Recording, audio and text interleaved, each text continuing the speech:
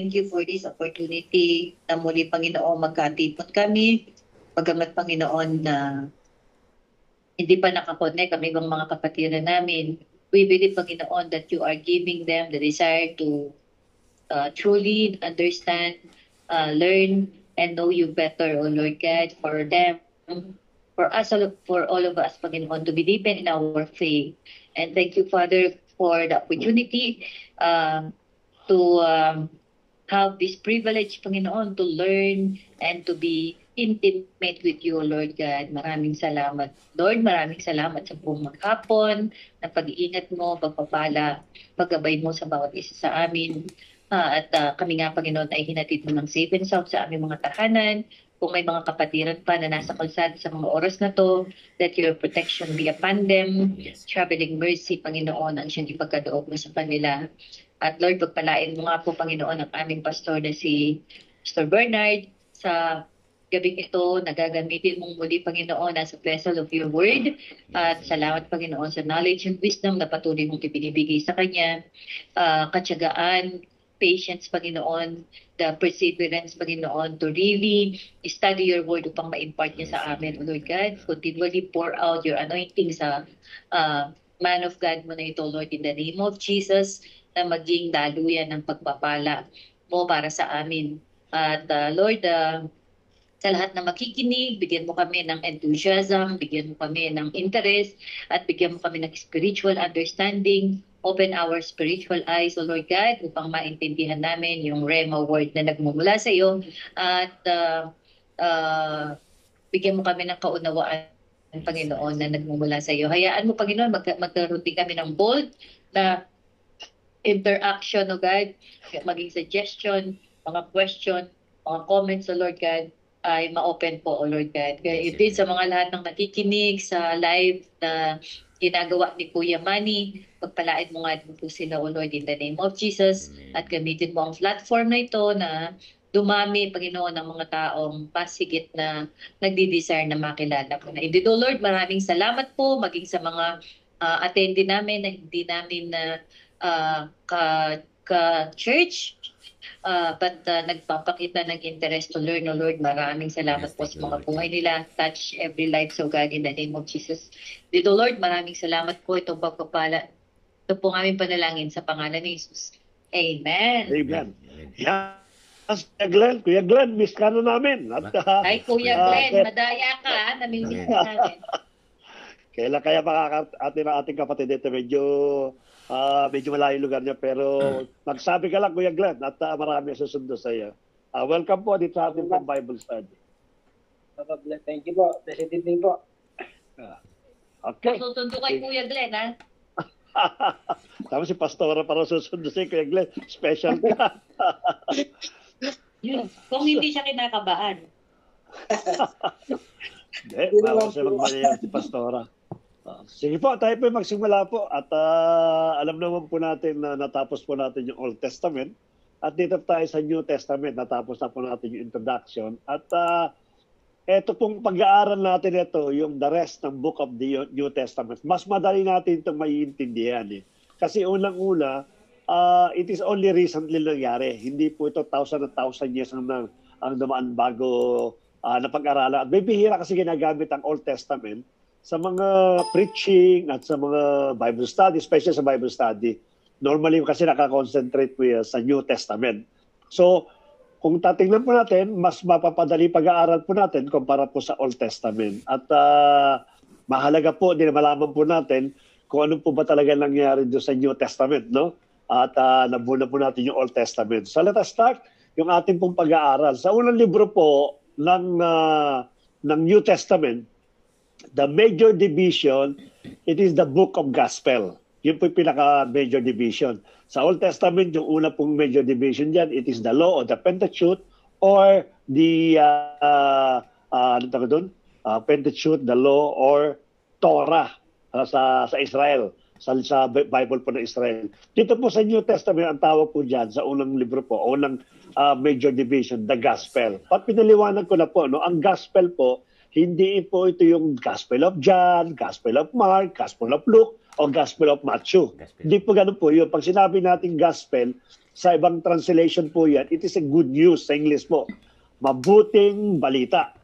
Nangangahulugan po, yung 4 na Gospel na nabanggit ko po, it contains about the good news. Ano po yung good news na yan? Ito po yung good news na kung saan na-prophesy na po sa Old Testament.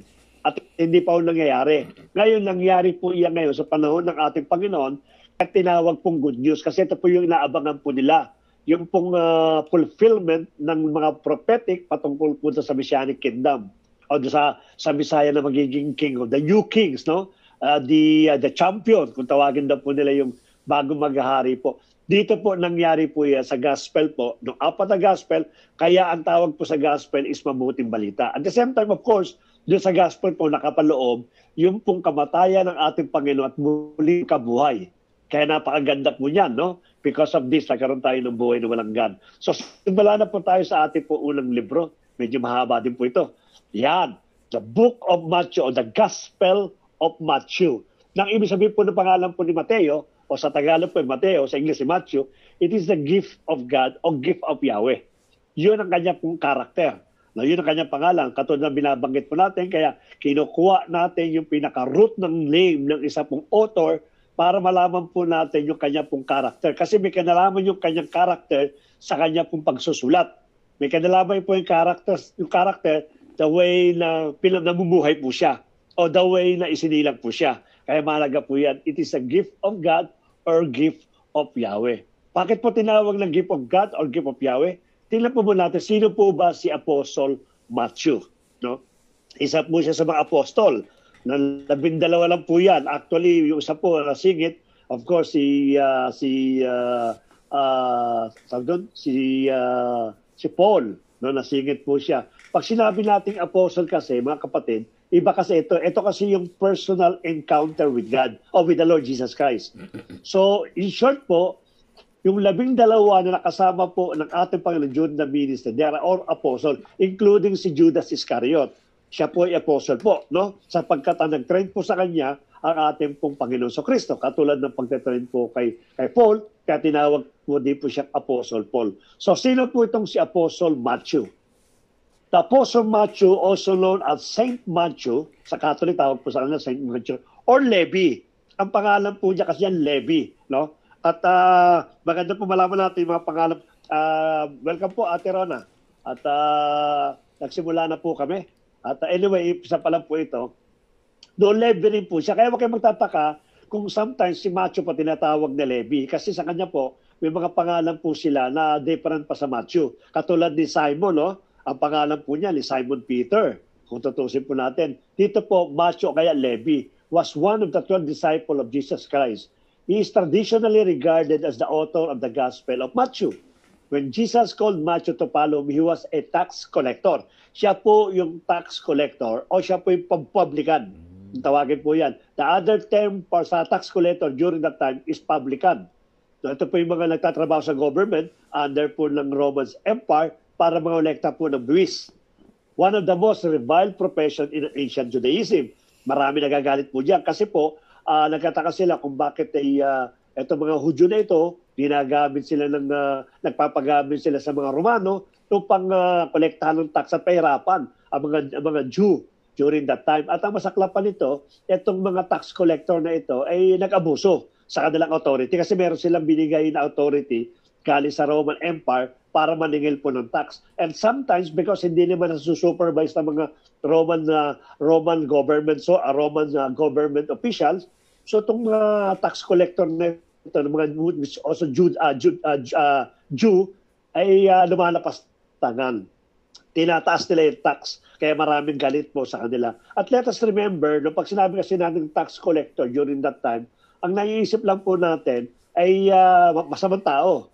Pero let us remember, pag ikaw po ay kinuwang tax collector ng Roman government o ng Roman Empire, ito po may mga pinag-aralan po yan. Kaya si Mateo po, may pinag-aralan po yan. Hindi po yan basta-basta lang dinampot sa isang kalsada at ginawa po itong tax collector. No, ini-screen po yan. May mga qualifications na supposed to be may kinalaman ka sa sistema po ng tax collecting, kaya po ina-hire po yan. Kaya we do believe na si Mateo po, si Matthew, ay meron pong aral patungkol po sa mga taxations. Kaya po siya nakuha po during that time. So tumnan po natin. Matthew given name was levy. Ito yung bilang kayo sa inyo. Ang given name po niya, levy. Translated means gifts of Yahweh. Yung sinabi po natin meaning po niya. Chosen by Christ Jesus, Matthew served as his disciple. Matthew applied what he learned from Jesus in the ministry and became a divinely inspired author, which is the book of Matthew. He became a pastor in Damascus. According sa mga account po yan ng Mark and Luke, siya po ay naging pong isang pastor, no? At tinawag po pang sa ganun mangalaga po ng isang iglesia. At normally po yan sa Damascus siguro yung iglesia kanya pong sinubaybaya. Kasi po among the four gospel, among the four na nagsulat po ito, si Matthew po talagang puro-purong Hebrew. Hebrew po talaga Jew. Si Matthew po dito. No? Yung iba po, katulad po nung sa paliwanag po nila ni Luke, hindi raw po ito isang Hudyo. No? Pero si Matthew po talaga, pure na blood po yan ng isang Hudyo. Okay? So, sundan po natin. Ano yung mga famous verse in the book of Matthew? No? Meron pong 9 blessed dyan. No? Marami pong magagandang verses sa book of Matthew. And the rest of the gospel, of course, marami po dyan. Pero sa akin po, pinili ko po itong 9 blessed na ito sapagkat napakaganda po itong i-memorize at napakagandang i-declare sa bawat sa po sa atin. Kasi declaration po natin, may kapangyarihan po yan. Ano yung 9 na blessing na bilanggit po dito? Pakikita natin sa Matthew chapter 5, verses 1 to 16. Pero hinighlight ko lang po yung siyam na blessed. No? Hindi ko na po mababasahin yung 1 to 16, mahaba po yan. Pati yan po nakalagay sa Matthew chapter 5, verses 1 to 16. Kung may time kayo, pasahin po niyo. Sa verse 3, ito po sinabi, Blessed are the poor in spirit, for there is the kingdom of heaven. Pag sinabi natin poor, hindi naman po ito mukhang kawawa. No? Ito'y parang may kahalong meekness. Yung meron pang meekness, meron pagpapakumbaba. Yung parang yung durog na puso, yung pinakano po doon. May kanta dyan, yung kanta natin. Pusong dalisay. Hindi pusong dalisay. Alin? Pusong durog ba yan? Pusong basag. Contrite heart. Ayan, pusong basag. Na, yung pinakano po dyan. Dito po yung poor in spirit. Kakantahin sa biyernes yun. Ganon, yan. Sabi po niya, pagka daw tayo merong basag na puso, andun na yung kaharian ng langit sa bawat sa puso atin. Sa 4 po, na panibagong blessed, pangalawa po, blessed are those who mourn, for they shall be comforted. Hindi po ito yung umiiyak na parang walang kadahilanan, o kaya nagtatampo, o kaya napaka-sensitive, o kaya napaka-sell, ano pa tawag doon?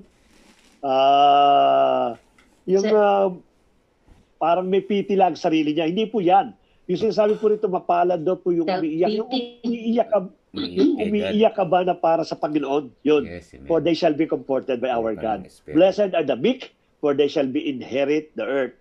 Blessed are those who hunger and thirst for righteousness, for they shall be satisfied. Kaya po tayo huwag tayong mag-aan sa mga righteousness natin, no? Na parang kinukumpare po natin, mabuti pa yung ibang tao, bagamat hindi sila namumuhay ng may righteousness, and yet nakikita namin sumasagaan ang buhay, nagiging maalwan ng kanila pong pamilya, nagkakaroon sila ng extra income. Huwag po natin ikumpara po yun. Sapagkat ang sabi po ng ating Panginoon, mapalad daw po tayo na naghahanap ng righteousness. Sapagkat magkakaroon po tayo ng satisfaction. Nasabi po na, blessed are the merciful, for they shall receive mercy.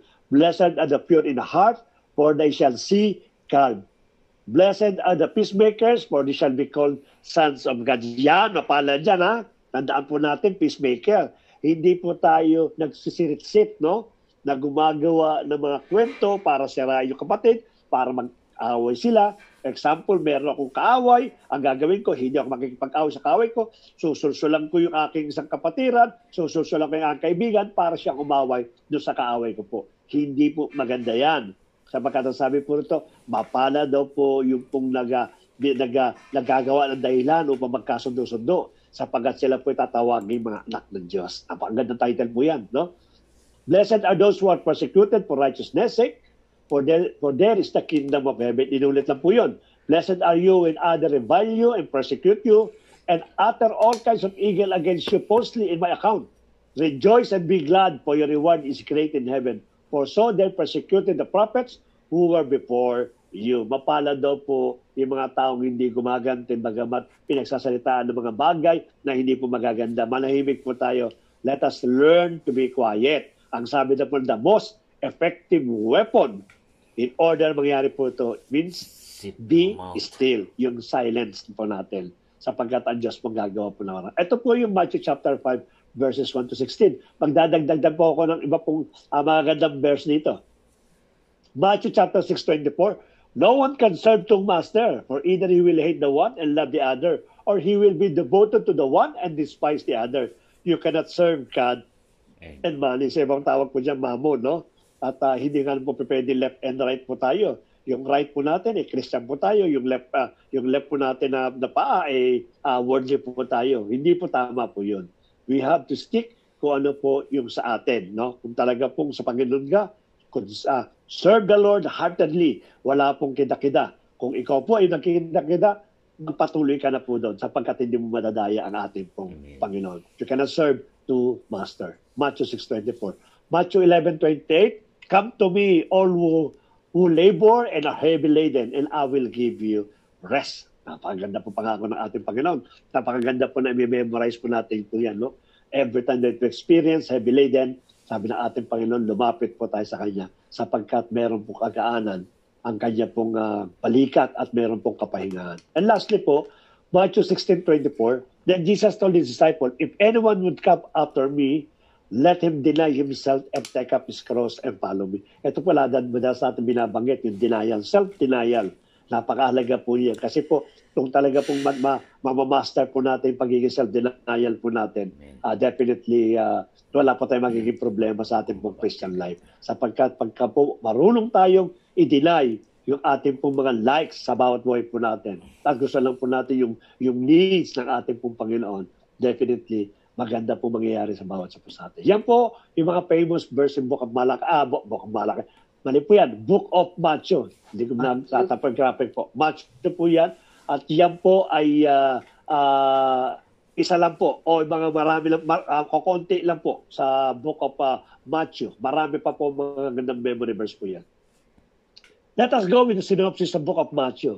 Ang Book of Matthew po is the first book of the New Testament. It's also the first book of the Gospels. Ano po ba synopsis? Ang author po nito is, when the book itself is anonymous, the earliest reliable Christian tradition links it to Matthew, a tax collector and a disciple of Jesus. Actually, madalas po talaga sa Bible, pagka po mga author pinag-uusapan, anonymous po yan. Kasi po, maaaring a combination of a lot of people, lot of authors para makumpay yung Book of Matthew, o maaaring ito ay sinulat ng isang tao na hindi po nagpakilala.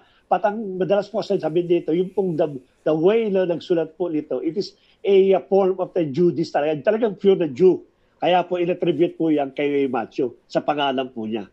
Ano pa po yung katunayan dito? Traditionally attributed to Apostle Matthew. The predominant scholarly view is that it was written in the last quarter of the first century by anonymous Jew.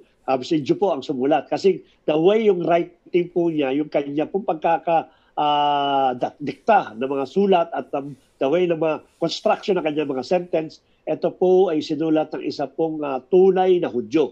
At ang sabi ko sa kanya, nauna sa inyo, na si Matthew po ay considered na isa pong pure na Jew. Kaya po in-attribute sa kanya with technical legal aspect of Scripture. Technical aspect po. At ng binanggit ko rin po na una, si Mateo po o si Matthew, aral po ito. Na maaaring aral siya sa mga tax system, but siya rin din po ay nakakaalam po ng mga writings po, definitely, sapagkat siya po ay mayroon pong talino. Most scholars think Matthew used the Gospel of Mark and the hypothetical saying Gospel Q. No, hindi kasi malaman, which consists of the material Matthew shares in common with Luke. Kinamit daw po niya yung Mark. Luke, actually po, kung pag-aaralan po natin, yung Book of Mark ang dapat mauna po sa mga writings. No, but because of the arrangement na ginawa po ng canon, ng canonization, nauna po yung kay Matthew. Kaya sabi na po nila, most daw po, yung pong sulat daw po ni Matthew, kinuha daw po niya yung some part kay Mark at ganun din po kay Luke. And it's the product of the second generation of the Christian movement. Though it draws on the memory of the first generation of the disciples of Jesus. Sunod po tayo sa main theme. Ano po yung pinaka-main theme po nito? Matthew wanted to show how Jesus is the continuation and fulfillment of the whole biblical story of God and Israel. So i-emphasize that, no?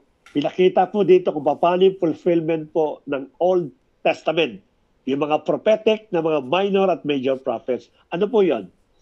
God's blessing to Israel and the nation. Ito naman yung pinakatempo doon sa mga pinag-aralan sa mga minor prophets, diba? Yung blessing niya sa Israel. Bagamat meron pong punishment, and yet ano pa rin po yung pong yung kanyang pasubali na magkakaroon po ng blessing ng Israel sa darating pong panahon. No? Kaya ito po yung kanya pong emphasize sa Book of Matthew. Ano yung pangalawa?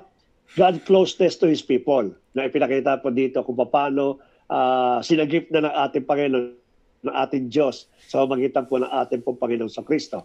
Hope for and life within the Messianic Kingdom of God. Ipinakita rin po rito, may mga prophetic din po itong Book of Matthew regarding sa Messianic Kingdom of God. I will explain later on kung ano po yung Kingdom of God na yung Messianic Kingdom of God at ito ba ay nangyari sa panahon ng Gospel sa Matthew, Mark, Luke, and John. Ito yung sinasabi po nila, which is in-emphasize po yan sa Old Testament, di ba? Binabanggit that the Messianic Kingdom of God will come in order to restore the Israel. Yan ang pinakano po dyan. Nangyari po ba sa panahon po ni Matthew.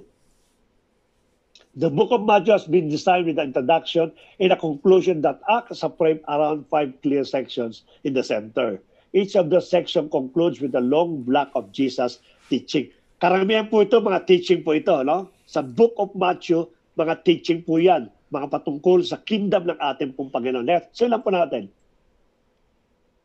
One of the most surprising things first-time readers of the New Testament discover is that the story of Jesus is told not once, but 4 times. 4 na istorya pong ginawa po dyan. No? At kung magkakaroon po tayo ng ating pong recollections, tinuro po ni Pastora po yan kung paano pinotray ang ating pong Panginoon sa Book of Matthew, sa Book of Mark, sa Book of Luke, and sa Book of John. No, itinakay po yan. Kaya po iba istorya, pare-pareho daw po yung istorya ng ating Panginoon. But look at yung pinaka-perspective, yung point of view concerning sa ating Panginoon. Kaya mahalaga po ito na mapag-aralan po natin. Bagamat tumutukoy po ito sa Messianic Kingdom o sa ating Panginoon, but the way these people, because of the character, kaya binabanggit ko sa inyo yung character, yung pangalan, yung kanilang definition ng kanilang pangalan, sapagkat may kinalaman po yan in order to define ang ating pong Panginoon sa kanila pong mga writing. Kaya 4 na istorya, bagamat isang subject, pero different perspective po yan. Kaya maganda mapag-aralan po natin. No? So why are there 4 Gospels in the New Testament? Why not just tell the story once? Bakit isa na lang, Dana? Throughout the centuries, there had been numerous attempts to harmonize the Gospel into a single story. Pero hindi po talaga mangyari. Why? Kasi po yung point of view ang inaano po dito. Kung iisay po ito, mawawala po ng bigat yung paliwanag ng bawat tao na ito sa kanila po bawat libro. Kaya hindi po nangyari po yan to make it a single story about the coming of the Messianic Kingdom. Though probably not the first gospel to be written, sabi ko sa inyo, si Mark maaari pong unang gospel, no? But because of the canonization, nauna po si Matthew. The gospel according to Matthew comes first in our New Testament. This is appropriate since Matthew is the most Jewish. Siya po kasi banggit ko sa inyo. Siya po pinaka-Jewish po of the gospel.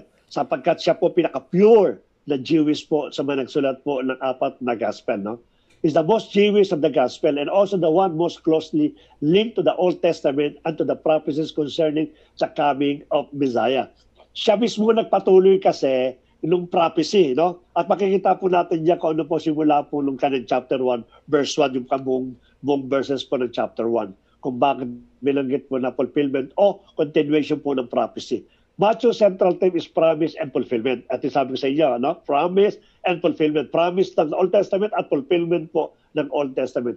God promises in the Hebrew Scripture to bring salvation to His people Israel and to the whole world are being fulfilled with His coming of Jesus, the Messiah. The church's response to this joyful news should be to go into all the world and make disciples of Jesus, the Messiah, which makita natin sa Matthew chapter 28. Pumaya, mabibigyan po natin ng daan po yan. Kailan po sinulat ito? Between 50 to 90 AD. Sa panahon na po ng ating Panginoong Kristo, no? At dito po nakita po natin na napaka-latest na ng kanyang date. The event described in Matthew take place in Jerusalem, Judea, Samaria, and the surrounding occupied lands of the Greco-Roman Empire during the early 1st century between the 10 BCE before Christ and 40 CE. The book was literally composed between 50 and 90 CE or AD sa panahon ng ating Panginoon. Dito pa na-compose po yan na kung saan natapos na po ang buhay po ng ating pong Panginoong Kristo. Ilan po number po yung chapter? 28 chapter po, divided into 7 parts. Medyo mahaba po pero isa-summarize po natin as much as possible para magkaroon pa po tayo ng question and answer. No? Ano po yung 7 parts? Unang-una po, Jesus as the Messiah and Emmanuel, which is God with us. Chapter 1 to 3, ipinakita po rito kung sino po ang ating Panginoon. He is the Messiah, which is the promise in the Old Testament, and also he is the Emmanuel. It means God is with us. Sa chapter 1 to 3 po yan. Chapter 4 to 7, arrival of God's kingdom and the Sermon of the Mount. Ito yung Beatitudes. Maganda pong sermon na ito. Ito po yung mga parables, no? Patungkol po sa kaharian po ng ating pong Panginoon. Chapter 4 to 7 po yan. Sumunod po, chapter 3, part 3, chapter 8 to 10, the kingdom's power and invitation, the discipleship. Yung pagkakatawag na po ng mga disciple po yan. Dito po mababasa yan sa chapter 8 to 10. Kung paano tinawag po yung 12 disipulo ng ating pong Panginoon. Part 4 po, chapter 11 to 13, different reaction to Jesus. Kasi po, nung siya po nagsimulaan ng mangaral, nagkaroon na po ng division po dyan. Marami po naniwala, marami rin pong hindi pa naniwala. Maaaring iba po, hindi po, bagas parang nasa neutral lang po yan. Kaya makikita po yung different reactions, the way the Lord Jesus Christ preached, Lord, the kingdom come. Yung sinasabi po dyan. Part 5 po, chapter 14 to 20, what it means for Jesus to be the Messiah. Ano ba sa'yo ang Messiah? Yung tinanong po niya si Pedro. Maliwanag po niya kung ano po yung Messiah. Kasi po pagdating po dito, tinanong na po ng ating Panginoon kung paano siya kikilalanin ng kanyang 12 apostol. No, sapagkat nagkaroon na po ng iba-ibang classic interpretation ng tao, sapagkat sabi nga siya yung different reaction po yan, then later on, kinumpron niya po yung 12, tinanong niya kung sino ba talaga siya. Mamaya, padaanan din po natin po yan. Sa part 6 po, Jesus confront Israel leaders, 21 to 25. Yan po yung mga Pariseo at Saduseo. Kinumpron na po yan sa mga maling turo na ginagawa po nila at maling paratang po sa ating pong Panginoon. At last po sa part 7 po, 26 to 20, Jesus trial, crucifixions, and resurrections. Definitely kasama po lagi po yan yung pong trial, crucifixion, and resurrection sa lahat po ng 4 gospel. Simula po tayo, Jesus as the Messiah in Emmanuel.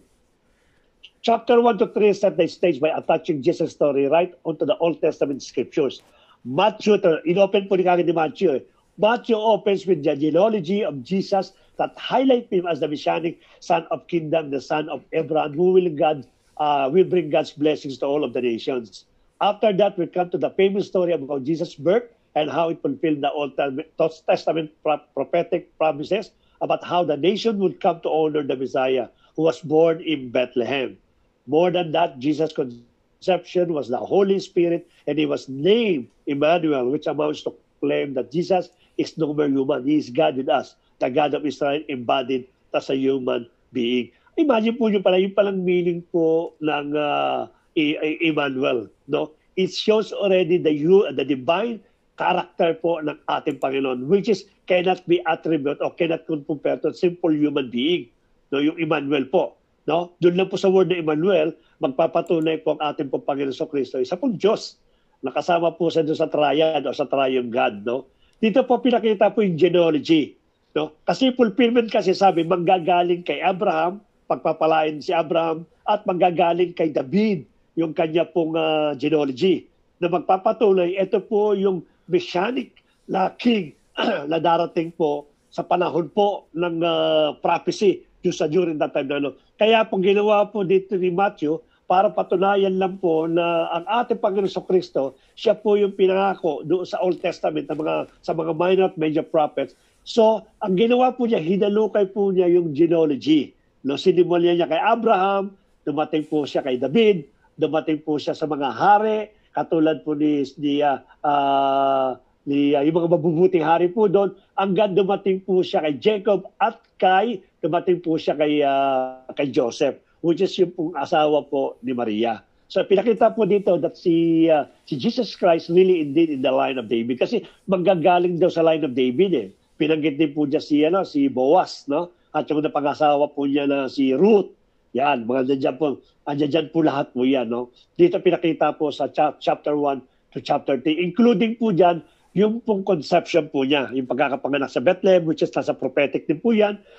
Sabi doon, "O little Bethlehem, to you na lalabas na po yung isang hari na magpakailanman yung kanya pong kaharian ay magpakailanman." Sa Bethlehem din po pinanganak ang ating pong Panginoon at yung conception po sa pamamagitan po ng banal na Espiritu. Chapter 1 to chapter 3, andun po nakapaloob po yan. Simula po sa genealogy, yung pong pagbubuntis po ni Mary sa pamamagitan ng banal na Espiritu, yung pagkapanganak po niya at pagtakas po nila simula po doon sa kanila pong Bethlehem papunta po ng Egypt.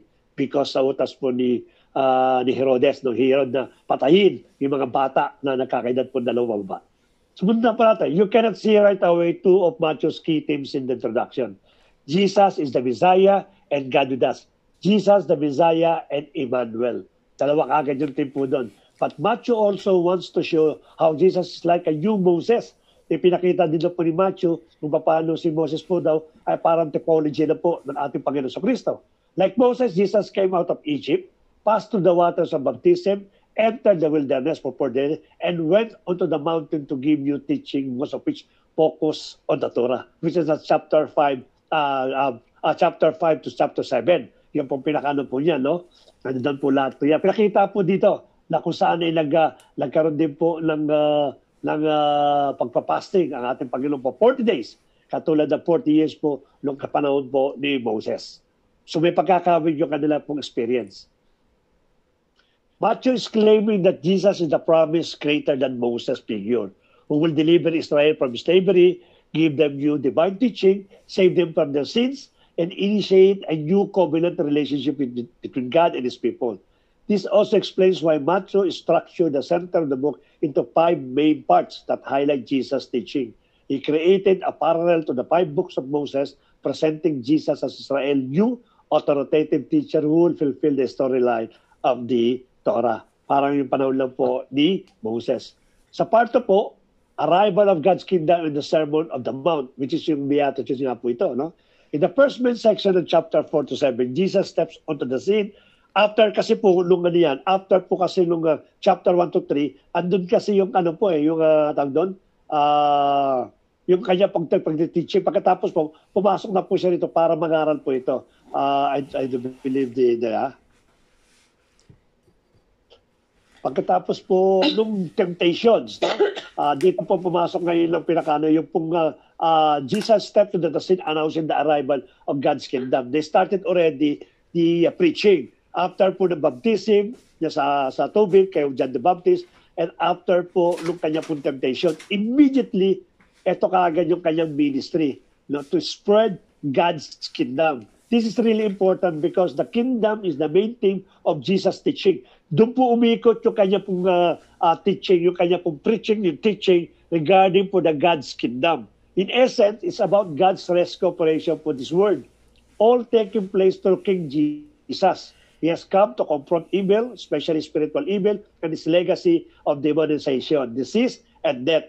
He is here to restore God's reign over the world by creating a new family of people who live under His rule. Nangangulugan po dyan pagdating po ng chapter 2-4-7, hindi lang po siya, no, naghakot na po siya ng kanya po makakasama sa kanya pong ministry to spread God's kingdom and also to set the captives free, mga oppressed, no, yung mga demonized, pinalaya po lahat yan, mga disease and even death, no, yung mga spiritual evil, kinaas out po lahat po yan sa pamamagitan po dito sa chapter 4 verse 7. Yung kasi ang kanya pong center of preaching, God's kingdom. Kaya napakahalaga po yung pong preaching na yan sapagkat sa God's kingdom po, it shows only the authority of the king over his dominion. No? Let us remember, pag sinabi natin God's kingdom, it is not only the human being which is under sa kanya. Even the evil spirit will be under in God's kingdom o yung pong messianic kingdom. Kaya po napakadaling palayasin ng ating Panginoon sa Kristo sapagkat under po niya lahat ng authority na ipinagkaloob sa kanya ng Diyos Ama. Yan po mababasa po natin sa chapter 4 to chapter 7. Tuloy po natin. After Jesus begins healing people and forming a movement, He takes follower to a mountain and delivers His first block of teaching. Ito po yung Beatitudes. Napakaganda po nito. traditionally called the Sermon on the Mount, which is chapter 5 to 7. Here, Jesus explored what it looks like to follow him and live in God's kingdom. It's upside-down kingdom where there are no privileged members. The poor, the nobodies, the wealthy, the religious, everyone is invited to turn and follow Jesus and join his new family. Yung set of peoples, hindi na po ito nilimitahan. Ikaw man ay makasalanan, ikaw man ay hindi Hudyo, ikaw man ay Hudyo, ikaw man ay mahirap, ikaw man ay may sakit, ikaw man ay mayaman. Lahat po to, ang sabi po rito, is wala pong privileged members. Jesus makes clear that he's not here to set aside the commands of the Torah, but rather to fulfill them through his teaching, which transform the heart of his people to truly love God and their neighbor, including their enemies. Ito yung sabi po natin, ang sabi po dyan na hindi na po about the Torah, sapagkat fulfillment po ng Torah is ating Panginoon sa Kristo. Definitely, anumang bagay ang nag-fulfill ng isa pong bagay, pwede niya na po itong i-alter, sapagkat nagkaroon na po ng completion ng pong Torah. O hindi lang po yung Torah, kundi lahat ng batas sa Old Testament, ang fulfillment po yan, ang completion po yan, ang ating Panginoon sa Kristo. Kaya po, nagbago na po siya. Sabi nga po yun, the new commandment which I have given to you, I will write it in their heart. Sa puso na po nila susulat. Ito po yung bagong commandment ng ating pong Panginoon. Sa part 3 po, the kingdom powers and invitation and discipleship. After concluding his great teaching on the kingdom, the next section shows Jesus bring the kingdoms into reality in the day-to-day lives of people. Matthew has arranged 9 stories in which Jesus brings the liberating power of God's kingdom to bear on the lives of the normal people. There are 3 groups of 3 stories here, all about people who are sick, broken, or in danger. Jesus heals or saves all them by acts of power. Then in between the triads, we find 2 parallel stories about Jesus. Radical call to follow him. A person can only enter God's kingdom by following him and become his disciples. Yung kanya pong invitation to become a disciples. Kaya nga po maganda yung binanggit natin ni Pastora, no? We are not Christian. No? We are trying, bagamat nakasanayan na po natin yung Christian, but it must be a good, no? Sa pandinig po natin, if we call ourselves as a disciple of Christ, disciple of the Lord Jesus Christ. Anyway, talaga naman talaga mga truly follower of the Lord Jesus Christ. Ito po yung invitation po ng ating Panginoon sa lahat ng sumusunod sa Kanya to become His disciple, to completely obeying kung ano pinag-uutos po ng ating pong Panginoon. Ito po yan sa chapter 8 to 10, yung Kanya pong panawagan. Sunod po tayo.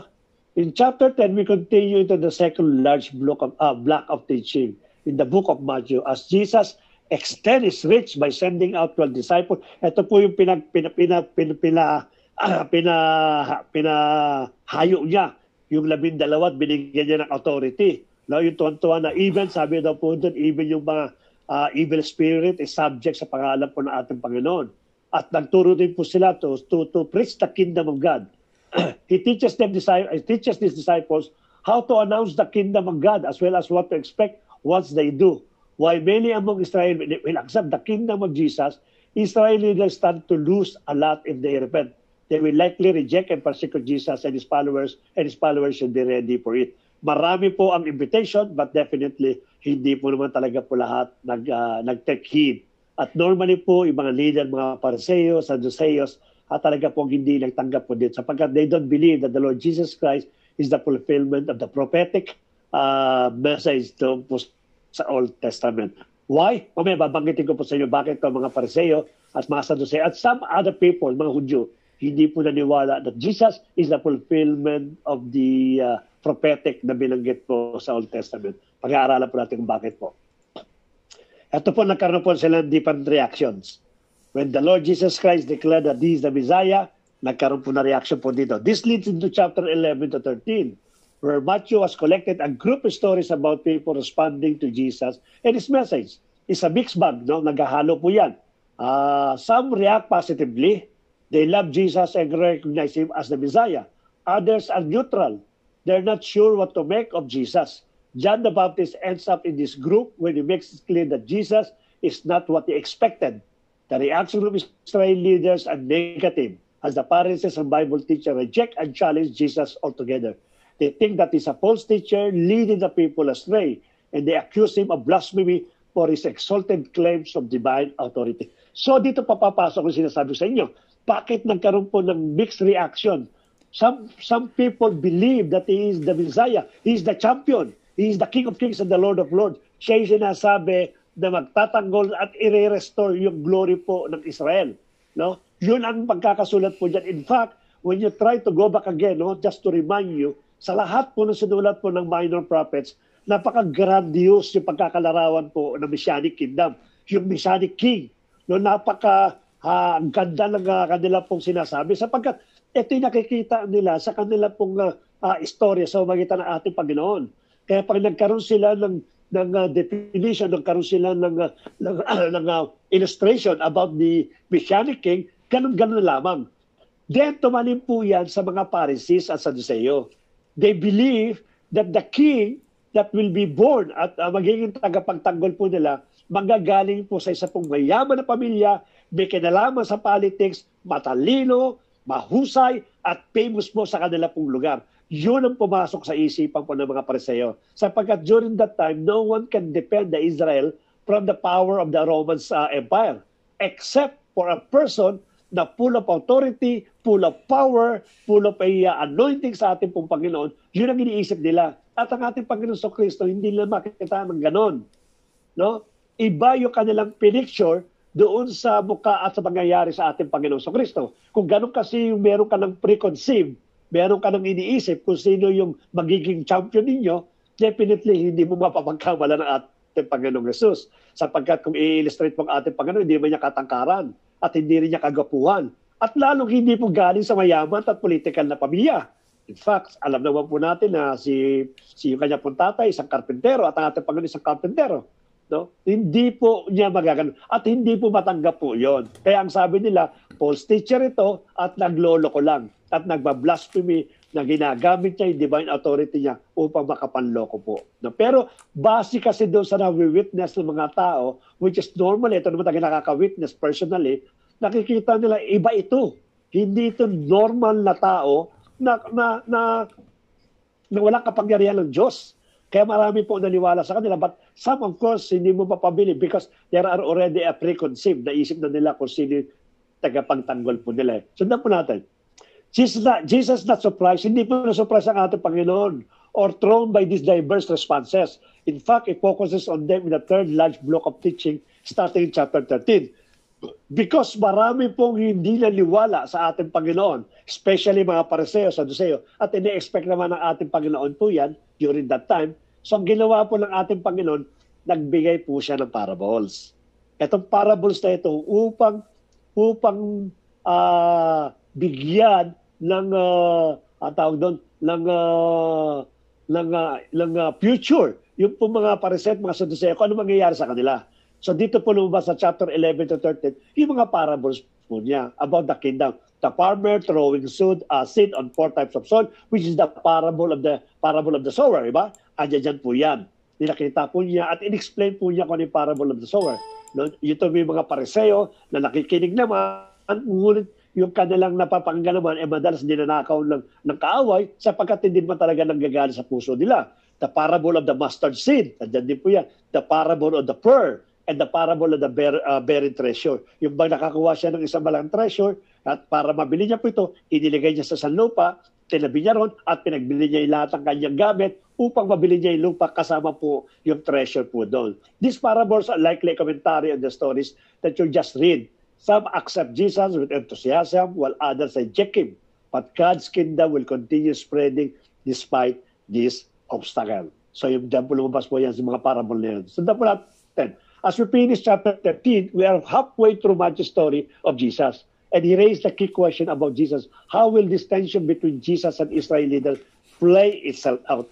Malalim na po yung kanila pong galit sa ating pong Panginoon. Bakit po? Kasi marami na kasing follower ang ating Panginoon during that time. At nakikita po nila, alam niyo yung jealousy ba?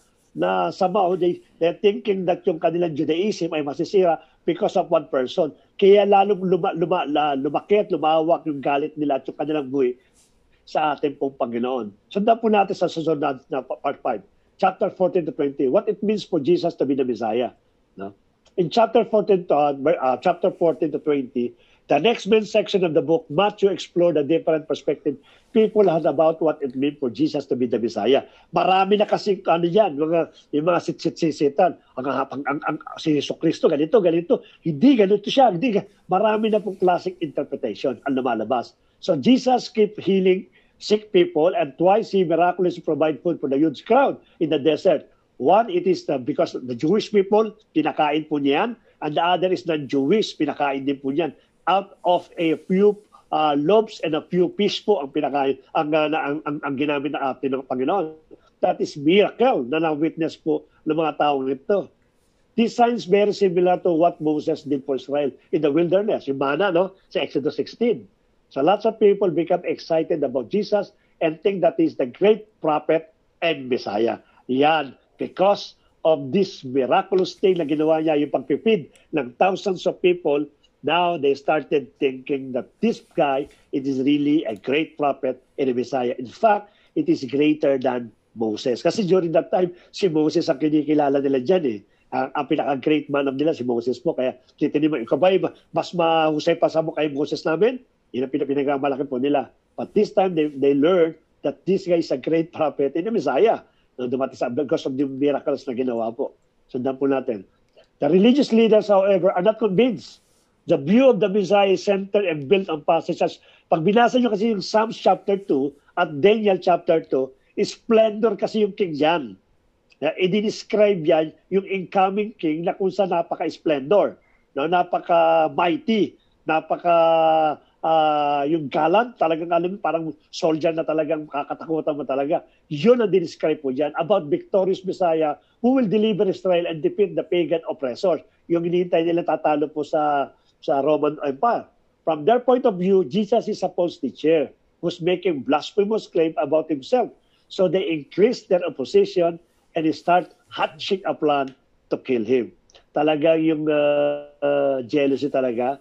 Pag hindi po yan napigil at hindi na-treat na maayos, uwi po yan na pwede kang pumatay. Katulad ng mga taong ito. Imagine mo ninyo, walang ginagawang ating Panginoon personally against them, no?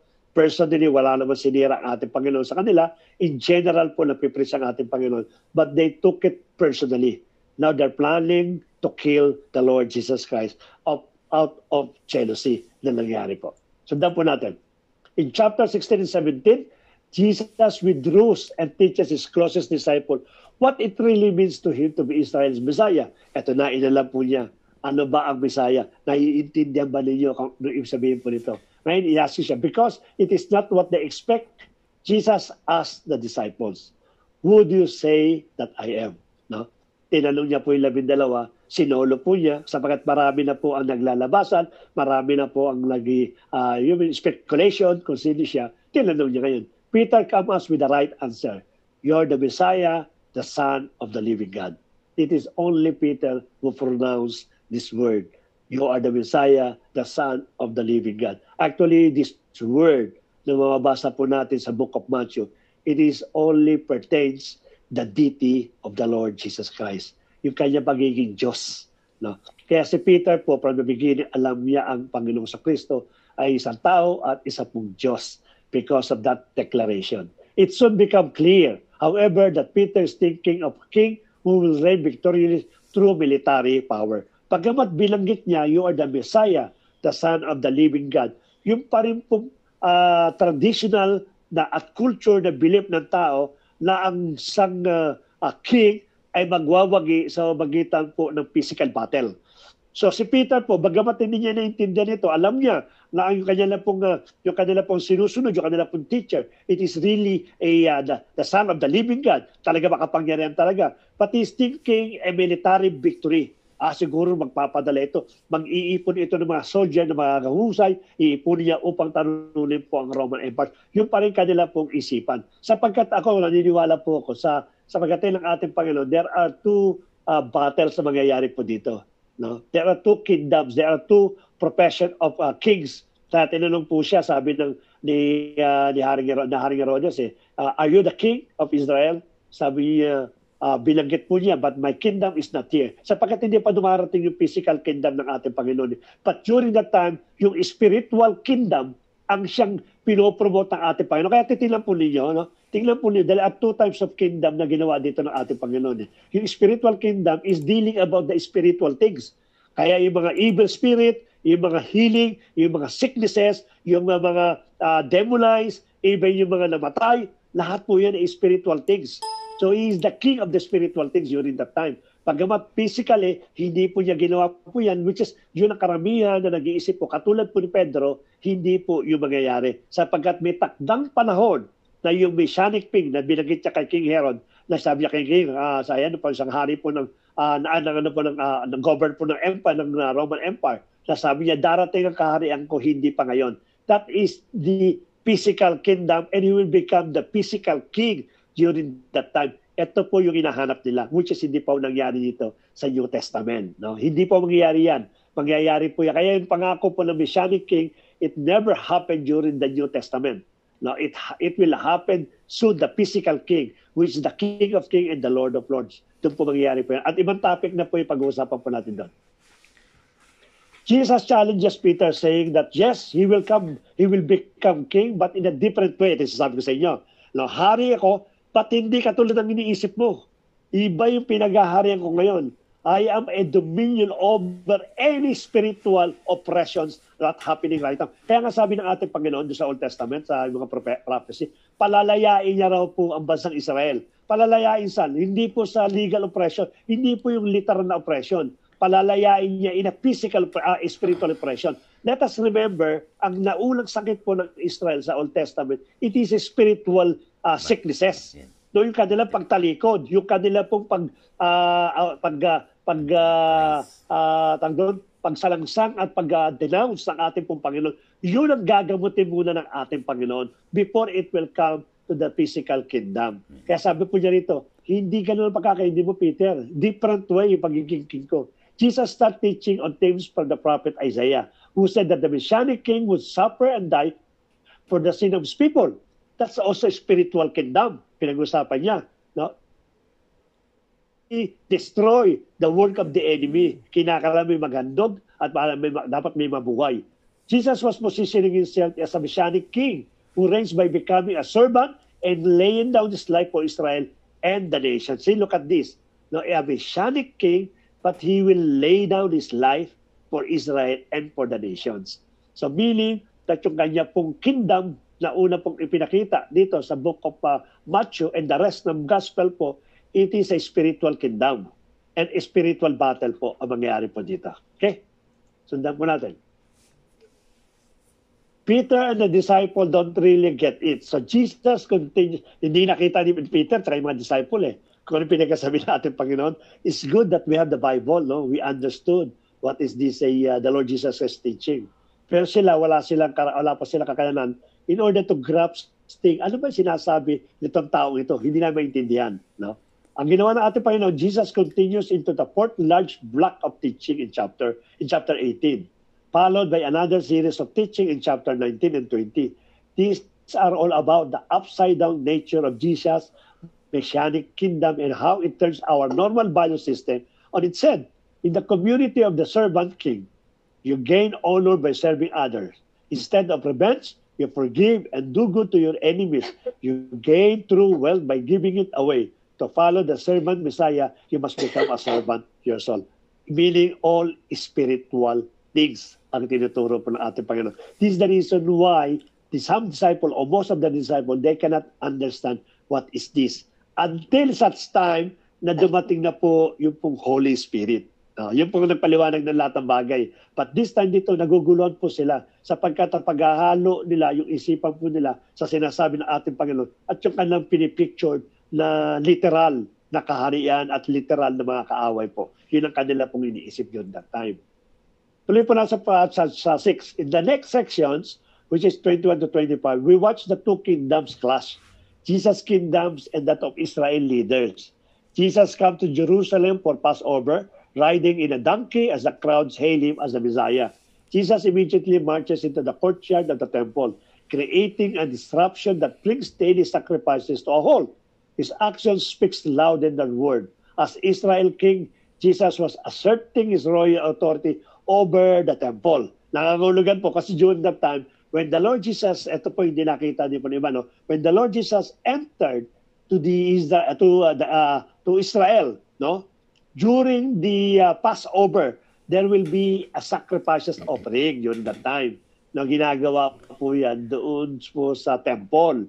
At nung dumating pong ating Panginoon sa temple, distracting everything, yung kanila pong practices of sacrificial, ipinahiwanag lang po dito ng ating Panginoon, whatever sacrifices you're doing, that is already done, finished. Hindi na kailangan yan. I am over, yung aking authority is over for the practices of sacrificial, hindi na po dapat na nasusunod. Yun ang pinaano po rito. Asserting his royal authority over the temple, the place where God and Israel met together. In Jesus' view, the temple was compromised by the hypocrisy of Israel's leader. So he challenged their authority. The leaders are deeply offended. In chapter 22, they try to trap Jesus and shame him in public debate. They fail, and as a result, determined to have killed. Actually, during that time, nagkaroon po yan ng challenge. Hinawaan nilang may mga tanong sila sa ating Panginoon at sinagot naman ng Panginoon ng wisdom, no? Correctly at napakatalinong sagot po. In response, Jesus delivers final block of teaching. First, he offers a passionate critique of the Pharisees and their hypocrisy before weeping over Jerusalem and its rejection of God's kingdom. Jesus withdraws with his disciples and starts telling them what's going to happen. Ito na yung huli po siya, no? These leaders are going to execute him, but in doing so, they will be creating their own demise. Instead of accepting Jesus' way of the peaceful kingdom, they're going to take the road of the revolt against Rome. So the city, the temple, will be destroyed. Tuloy po natin. But Jesus said that that's not the end of the story. He will be vindicated after his death by his resurrection. Andiyan po sa 21 to 25 po yan. And one day, return to set up his kingdom over all nations. Ito po yung kingdom na hinihingi nila. Na kinakailangan muna kasi may magsakripisyo, mamatay, at may mabuhay. Upang yung sting lang authority, which is nakahawak din po yan kay Satan, makuha po ito in order to mag-manifest yung pong physical kingdom. At mangyayari na po yan. In the meantime, the disciples should stay alert and committed to announcing Jesus' kingdom and spreading the good news about him, his resurrection, no? His death and his resurrection. Finally po, Jesus' trial and crucifixion resurrection.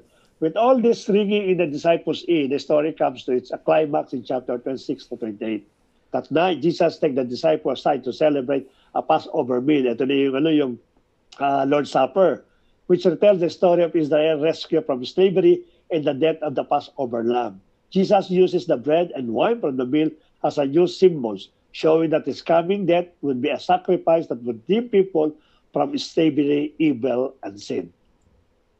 After the meal, Jesus arrested and put on trial before the Sanhedrin, a council of Jewish leaders. His claim to be the Messiah is rejected. He's charged with blasphemy against God and is brought before the Roman governor Pilate. Si Pilate pala yan, hindi pala si Ron. Si Pilate. Pilate thinks that Jesus is innocent, but he gives in and sentences Jesus to death by crucifixion. Jesus is led away by the Roman soldiers and is crucified. You'll notice here that just as the opening chapter, there are lots of references to the Old Testament.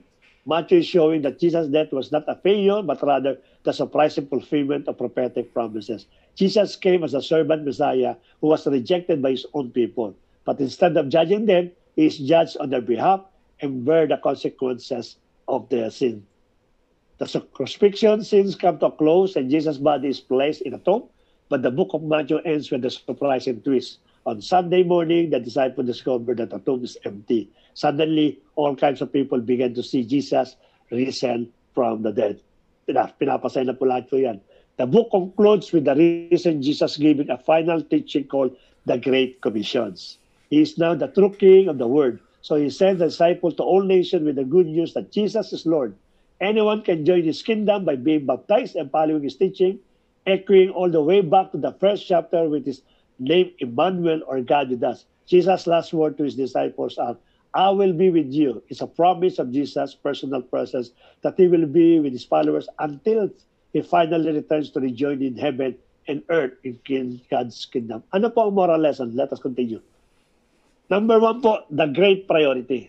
Matthew 6:33. Yun ang lesson po dito sa book of Matthew. But seek ye first the kingdom of God and his righteousness, and all these things will be added to you. The best, moral lesson, let us prioritize Right. God's kingdom. Sapagkat yun pong tinawag sa atin Right, eh. Lors. When we get the priority of the kingdom of God first in our lives, God promised that He will have the things we need in life.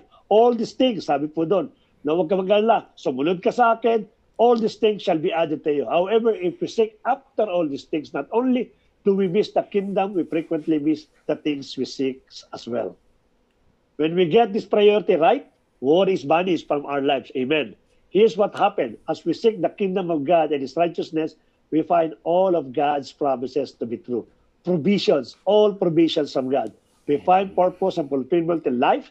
God's gift to us in discernment and wisdom. He helps us to manage our lives so we can always know what is our needs are being supplied. So the first theme po is the great priority. Second theme po is the great commandment. Nasa Matthew 27:37-40. And He said to him, you shall love the Lord your God with all your heart and with all your soul and with all your mind. This is the great and first commandment. And the second is like it. You shall love your neighbor as yourself. On these two commandments depend on the law and the prophets. Pangalawa po is the great commandment. Ano po yung sabihin po niya? There is a destructive absence of love in the world. It is no wonder that Jesus called this greatest commandment. Love your God first, then love your neighbor. Ano pa po? We are to love God with our whole being. We express this love not only with words, but with obedience, worship, adoration, and trust. When we truly love God, it changes the way we think and talk and act. It infects our whole being with a transformational power that changes us from the inside out. Our love for God is powered by His very Spirit that dwells in us. We are to love each other. Let us love each other. That means that we treat each other as we would like to be treated. Kung may respeto po tayo sa sarili natin, dapat magbigay po tayo ng respeto sa tao po. Honor, encourage, and cherish each other. We are patient and kind and forgiving. We love those who are like us and we love those who are unlike us. There is no exception to this love. Whoever, ito man ay galit sa'yo, ito man ay naninira sa'yo, ito man ay nagbibigay sa'yo, dapat yung pag-ibig po natin is pare-pareho. There is no exemption.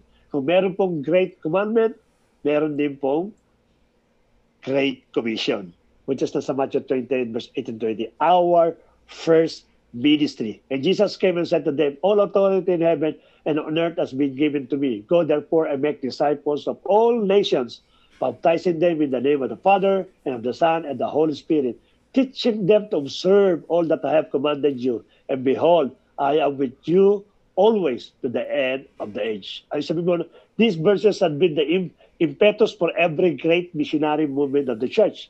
Dapat ito po ang ginagawa po natin lagi. There are four key takes away from these words. Ano po yun? Una, authority that is belong to the Lord Jesus Christ. All authority was given to us.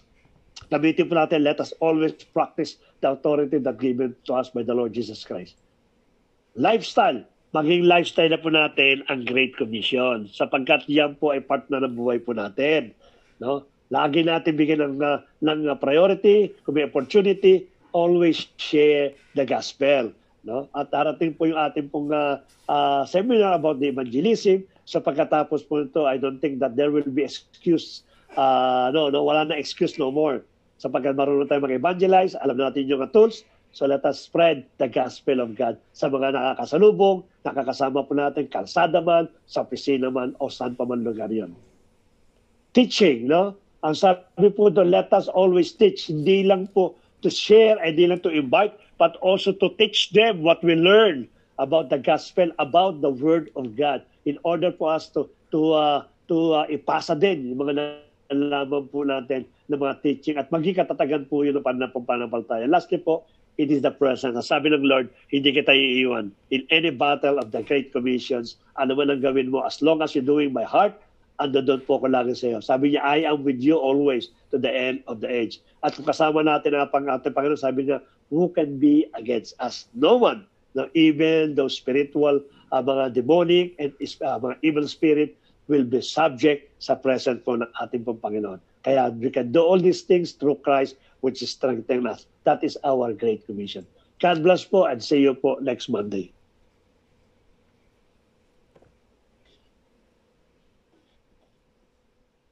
Okay. Thank you. Napakarami naming mga nakikinig sa excited sa bagong tipan. Okay po. So marami po ba tayong natutunan sa DT ng ating Panginoon sa New Testament? Unang-una sa Book of Matthew. May mga question po ba? Mga additional o may mga violent reaction kayo? Pwede din po yan.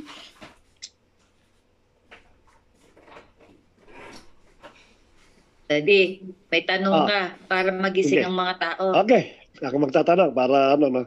Actually, hindi naman nakasulat diyan kasi nga medyo haba yung turo natin. Ang tanong ko ito, from the beginning ng Book of Matthew, no? Chapter 1, nagparamdam na siya until to the end. No, the Lord Jesus keep on talking about the kingdom of God, the kingdom of God, the kingdom of God. Even sa parable, the kingdom of God is like the parable of the sower. The kingdom of God is like the parable of the mustard seed. Lahat siya po the kingdom of God ang lagi niya binabanggit. Hindi nawala sa bibig ng ating Panginoon. Yung kingdom of God, even sa mga prophecy na madarating, is still the kingdom of God. My question is, why not talk about the church? Why kingdom of God? Bakit hindi iglesia? Bakit hindi church? Yamang ang church ang teneo ng ating Panginoon dito sa lupa. Bakit kingdom of God ang kanya pong pinoproclaim?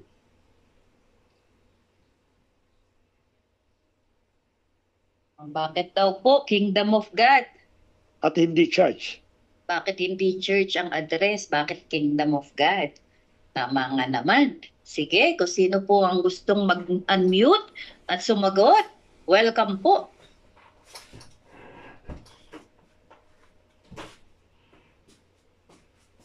Tulog pa yata. Nasyak sila. Mga na-traffic tong mga ito. Sige po, kung sino pong gustong sumagot, bakit nga po ginamit yung kingdom instead of church? Or let's say yung iba siguro, let's say heaven, di ba? Bakit kingdom ang ginamit instead of other words? Oo, bakit di church o kaya kingdom of heaven? Or heaven lang, pwede na din, di ba? But may heaven. Bakit tayo kingdom po? Sige. Sige po, yung may idea lang, may idea, sige. Kung titingnan din natin, di ba, yung teaching about prayer sa Matthew chapter 6. Ang sabi doon, Our Father who art in heaven, hallowed be thy name, thy kingdom come, thy will be done on earth as it is in heaven. So, kingdom talaga ang word na ginagamit. Bakit po kaya? Ayan, si Kuya Manny, sumasagot, nagta-type na. Sige po, mag-isip na po ang iba. Mag-type na din po kayo. Amen po. Sige yun. Kaya po tinawag na kingdom. So yung pinakamataas na tulad po ng Kingdom Tower, di ba siya pinakamataas na building dito? So yun siya pinakamataas at kataas-taasan. Yung lahat ng po. Okay. Sabi, mas mataas na yung kingdom kaysa sa church, no? Tingnan natin, sige. May asas, tutugtungan po natin yun. Ako po, pass. Sige, Ate Rona. Ako po, pass, kaya po pinipreach ng Panginoon yung kingdom of God. Kasi ina-align po yung teaching ng New Testament through the Old Testament, which is based sa karakteristik ng mga Kristiyano, yung dapat magkaroon tayo ng heart ng katulad ng yung tiniteach ng Panginoon towards to the kingship, kasi ang darating is ang hari. Yung dapat makapag-build tayo ng relationship natin sa Panginoon. Kaya ang inaano ni Jesus Christ is yung pagfo-focus natin sa pagdating ng hari. Kasi yun nga, 'di ba sa lahat ng parables niya, always niyang ine-emphasize na like the sower, yung sa yung sa brides at saka yung sa yung sower maraming tinawag pero konti lang ang nag-response, yung sa banquet, lahat yun ini-emphasize niya na there is a certain level of kung susunod tayo sa mga panuntunan na kanyang inilathala, kasi lahat ng ano nga 'di ba yung napag-usapan natin about sa ang letter, ito is yung mga gospel na to is talagang straightforward na panukala na dapat nating sundin as Kristiyano sa pag-follow sa Panginoon. So pagdating ng kingdom, yun na yung judgment. Okay. Okay? Sige, Sabay pa talaga kami ni Dad. Okay? Tama. Sige pa po. Sino pa po gustong mag-add? May mga nagtatype. Sabi po dito ni Kuya Manny, kung kaharian mismo ni God, kung saan ang huling kaharian na darating sa last part ng book ni Daniel. Okay? Tapos, sabi ni Kuya Ricky, the rewards of good works, good works, you earn the kingdom of God. Okay? Okay. Kuya Arnold ay mabagal mag-type. Turuan natin ng speed typing si Kuya Arnold. Kuya Arnold, joke lang. Meron pa po, hintayin lang natin ang sagot ni Kuya Arnold. Kuya Arnold, sabi niya, Kingdom of God is about invading and transforming your life with Christ's character, His morals and ethics. Okay. Kita nyo, nahihiya lang ito sumagot, pero yung mga sagot nila talagang related sa questions eh. Alam niyo po, sa Panginoon, wag po tayong mahiyain. Dapat makakapal ang mga mukha natin. Dapat mga aggressive tayo. Saka mama yung mga sagot kasi nila, nakakadagdag yan sa atin. Kasi baka hindi namin alam pa yan, di po ba? So, dapat talaga pagdating sa Panginoon, aggressive tayo. Parang, alam mo yung pag namumudbud ng pagpapala, kailangan alisto ka talaga. Ganon. Sa mga ibang bagay nga, mga makakapal mukha natin, dapat sa Panginoon. Sa Panginoon, lalo tayong hindi mahiya. Okay, so dagdagan ko muna o ikaw na? Sige, dagdagan mo na. Okay, sa akin po kasi, yung po kasing kingdom, bakit tinatawag palagi niya Kingdom of God, Kingdom of God? Kung titingnan natin, siya kasi ay kung merong kingdom, kasi 'di ba merong yung etong earth na to, may kingdom dito. So merong heavenly kingdom. At dun sa heavenly kingdom na yon, meron tayong king, which is dapat dominion ng ating Panginoong Hesukristo. Tayo yung subject niya. At kung titingnan natin yung ibang mga verses, 'di ba? Pagka tinanggap natin ang Panginoon, we become King of Kings. So mga kings tayo. Tapos siya yung high priest, mga maliliit na priest naman tayo. So makikita dito na gusto ng Panginoon na i-dominate niya yung earth sa mamagitan ng kingdom niya. Kaya yung kingdom citizenship ang ibinibigay sa atin. So kung naiintindihan natin yung mentality ng kingdom, ay napakaganda nito. Maraming example sa Bible katulad nung sa centurion, di ba? Tinawag na the great faith yun. Nung sinabi nung centurion, yung aking servant ay may sakit. Sabi niya, baka pwede mo puntahan, ganito, ganyan. Sabi ng Panginoon, sige, pupunta ako. Bakit mo pa pupuntahan? Sabihin mo lang at mangyayari. Ako kanya ay isa ding opisyal. Kapag sinabi ko, yung salita ko lang, pinadala ko, nangyayari yun, sinusunod. So, nakita ng Panginoon na itong taong ito, bagamat hindi siya Kristiyano, o let's say panahon na yun, wala pang word na Christian, hindi siya Hudyo, hindi siya mananampalataya, siya ay isang parte ng Roman, pero naiintindihan niya yung concept ng kingdom, na sa isang salita ng isang hari, ng isang nasa authority, ay sumusunod ang lahat. So, kaya tinawag niya yun, great faith So ngayon, sa atin po, bakit gusto niya na manahin natin yun? Kasi tingnan natin maraming example sa Bible, it happens only by the word. Doon sa creation, word lang ng Panginoon. Sa atin, sa faith natin, di ba sabi niya, sabihin mo lang sa bundok na ito at susunod siya. In other words po, pag sinabing kingdom, yung authority ang siyang nakikita doon, authority ng isang hari. At ang hari natin, ang ating Panginoong Jesucristo, sa salita niya, nasusunod ang lahat. So sa atin din, kailangan may apply natin yung authority din na yun na gustong maintindihan natin ng Panginoon. May mga messages tayo patungkol dito, di ba Daddy, nung nakaraan? Yeah. O hindi pa dito sa baka sa natin na ituro, sa GCC or sa SGC? No, GCC.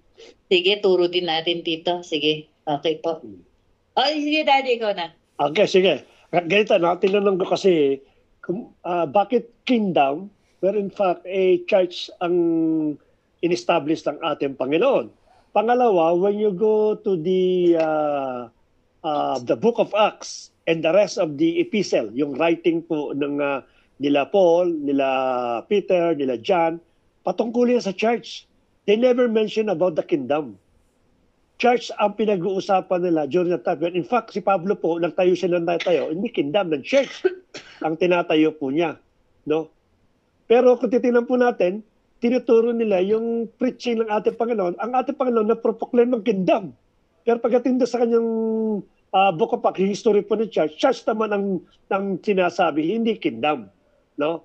At pagdating sa bandang huli, pabalik yung kingdom na yan. Bakit po? May papakita ko sa inyo picture. No? Bagamat maaaring hindi nyo ito makita dahil medyo maliliit, pero ipaliliwanag ko po sa inyo para mas madali po sabihin kung bakit ang pagkakaiba po ng church at saka ng kingdom po. Huwag luha ba yan? Daddy, share mo. Yan, dapat tayo yung mag-share. Pindutin mo yung share sa taas. Ito. Yan. Nakita nyo na? Excited? Wala pa. Wala pa? Kay Clark. Yan. Nakita nyo na? Nakalagay dyan, title lang, The Church versus the Kingdom. Yan po, yan. Kasi minsan napagpapa-intertwine, o sabi, napagpapapalit po natin, intertwine, yung pong church saka yung kingdom. Magkaiba po yan. Pwede mo i-zoom yan. Zoom pero hindi mapakita ang buo. Gusto ko makita nila yung buo para paliwanag ko. Kaya anyway, isi-share pa natin po ito. Sasama natin sa teaching po natin. Sige po, kayong mga nanonood, pindutin nyo po yung, yung sa may view. Pindutin nyo po yung view, pagkatapos pindutin nyo po yung focus on content. Para ang makikita nyo po malaki yung picture. Hindi nyo na po makikita yung nasa gilid. Sige po, at yan po. Sige, okay. Sa paliliwanag ko po, ito pong the word na prophet, no? Nakita niyo po yung word na prophet. Iyan po yung panahon ng ating Panginoong sa Kristo until such time ng kanyang crucifixion. Na binanggit ko na po sa book of Matthew that he called himself as a king. Na tinawag niya sarili niya, kaya tinanong nga siya ni Pilate, no? Are you the king of the Jews? Kasi yun ang kiniklaim niya talaga. At tama naman yung pagkiklaim niya. Na nagkiklaim siya, but this time, he's not claiming the literal na king. No? Sabi ko sa inyo, spiritual king. At pag spiritual king, ang kanyang ibabattle, mga spiritual things. At yun naman talagang ginawa po niya. Iba, nagpalaya siya ng mga demonyo, nagpalaya siya ng mga masamang espiritu, nagpagaling siya. Talagang marami siyang ginawa, mga miracle healing. And during that time, when there is an existing of king, he's talking about what? Hindi church. Kasi ang church walang related sa king yan. So pag-uusapan niya talaga kingdom. Kaya pinipreach lagi ng ating Panginoon the kingdom of God because He is the king during that time. Siya po ang pinaka-king. No? At ang nangyari po, kung siya po ang pinaka-king, He's talking about the two kingdom. One is the spiritual kingdom which is happening right now sa ministry ng ating Panginoon. And the other one which is yung prophetic na the physical kingdom. He will be the king all over the nation, all over the world. Yun po yung hinahanap po nila. At mangyayari po yun po ay future pa. Hindi pa dumarating dito. So let's talk about the present age. No? Yung word na prophet, yun po yung pinaka-dispensation yan. Nung siya po yung nabubuhay pa, he's the king. Therefore, he's talking about the kingdom. His kingdom. No? The kingdom of God, but also His kingdom. Yun ang pinaka-ano po yan. No, nung namatay po siya at umakyat sa langit, nakita po niya merong priesthood doon sa taas. Sino pa nakakita ng priesthood of the king? Okay. Sa taas. Yan, sa taas. Ang tawag sa kanya, naging priest siya, saserdote, tagapamagitan nung siya pinamatay. Nawala na yung title niya bilang king. Ano pumalit sa kanya? Siya po Priest. ay tagapamagitan ng iglesia sa lupa at sa Diyos. So pagka pinag-uusapan po natin priest, ano ngayon pag-uusapan po natin? Church. Church. Diba? Church ngayon. Kaya titingnan po ninyo, during that time, na pag-akyat ng ating Panginoon bilang priest siya, yung pong kingdom na postpone. Nalahimik mo na yung kingdom. Kasi during that time, the word kingdom is not applicable anymore sa panahon po ng Acts at ng mga epistle. Even in the book of Revelation, na sinusulat po yan. Hindi po, bakit po? Kasi ang ating Panginoon bilang priest, in order to respect the position of ating Panginoon, ang tawag dyan is church, which is the body of Christ. Kaya yan pong nakabilog na yan, it is the era of the church, sapagkat ang ating Panginoon po ay during that time, siya po ay bilang priest. At yung sumunod na eksena po dyan, it is the kingdom of Antichrist. Lumabas na naman yung kingdom. Kasi may palalayain dyan bilang hari ng mundong ito. So kingdom na naman ang pinag-usapan. Kaya yung lalabas na hari po dyan, which is Antichrist, ang tawag sa kanya, is King of Antichrist. O Antichrist, siya po ngayon ang magiging king ng mundong ito.